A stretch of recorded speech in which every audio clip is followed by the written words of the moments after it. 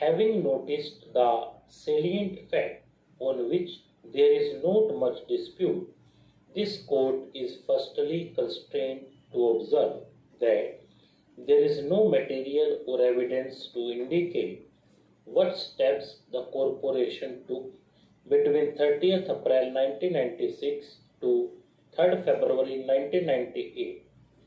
There is not one shred of evidence to indicate as to whether any notice was issued to the petitioner during this period to participate in the disciplinary proceedings.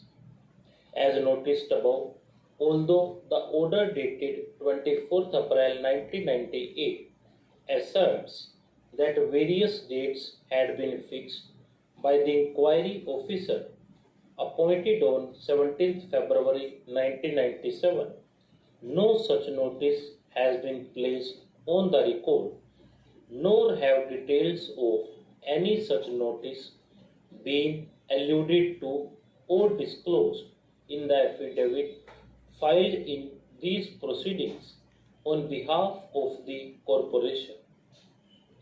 Even the order sheet, which stands appended along with the counter affidavit of the corporation, refers to dates which were fixed in 1996.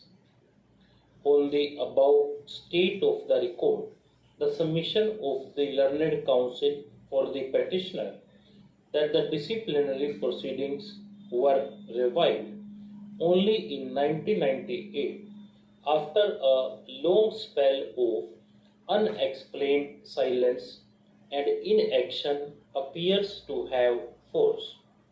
On 17 February 1998, the corporation, although being fully aware of the pendency of the disciplinary proceedings, proceeded to pass an order holding that the petitioner would be treated to have retired from service with effect from 31st January 1998.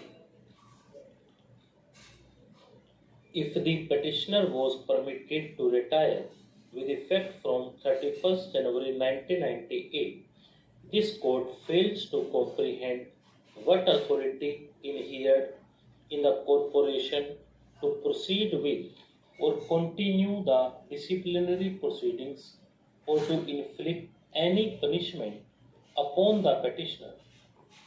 As noted above, no statutory provision, rule or regulation prevalent in the corporation was referred to or relied upon to sustain the continuance of the disciplinary proceedings after the retirement of the petitioner on 31st January 1998. Once the petitioner had retired from service, no authority vested in the corporation to continue with the disciplinary proceedings which had been initiated against the petitioner. Retirement of an employee cuts the cord which connects the two entities and severs all relationship of master and servant or employer and employee. The retirement of an employee brings the curtain down upon the relationship of employer and employee. Once this event occurs, no further jurisdiction or authority vests in the employer to inflict any punishment upon the employee thereafter. Even otherwise, the following facts also need to be highlighted. Admittedly, the inquiry report was submitted on 19th February 1998. A reading of the said report, which stands appended as Annexure 14, clearly shows that the inquiry officer has not recorded his satisfaction in respect of the guilt of the petitioner on the basis of any material or evidence on record.